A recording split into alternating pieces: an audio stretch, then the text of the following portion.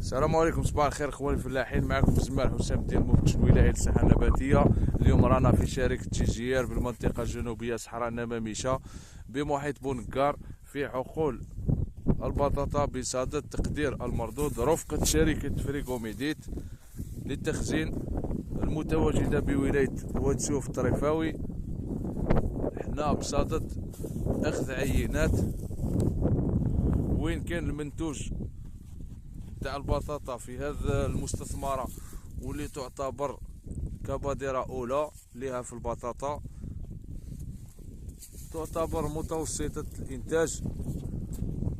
وين رانا نقوم بأخذ عينات تقدر ب20 كيلوغرام ونفوتوها على الكاليبراج، أي أنه نقيسوا الحجم تاعها، وكاين اللي نقبلوها كاين اللي نرفضوها وفقا لدفتر الشروط المعين من طرف شركة فريغوميديت للتخزين، اللي تقوم بعمل كبير بزاف في القضاء على المضاربة واستقرار الأسعار المتواجدة بولاية واد سيوف، اللي متعاقدة مع شركة تيجيير.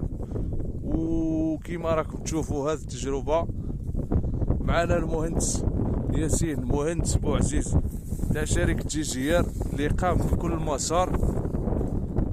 مسار تقني وين جابت نتائج مرضية هاكم تشوفوا. واللي من الفلاحين اللي يحتاج يتوجه لهذه الشعبة اللي جديدة عليهم، اللي متعودين على الحبوب وما نشرب نقول لهم تخليوا على الحبوب، ولكن انهم ينوعوا المنتوج تاعهم، يتصلوا باخ ياسين اللي راه هو كي كان عنده خبرة في هذا الامر هذا، من ابتداء من اختيار البذور الى كل كامل المسار التقني.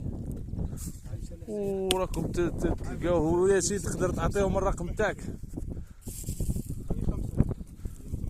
الرقم تاعك 0664 هو 0519 92. هذه هي اللي اي فلاح من منطقتنا ومن ولايتنا يحتاج، راهي خاليه من كل الامراض كما راكم تشوفوا. وهذه هي، ونحييكم والسلام عليكم.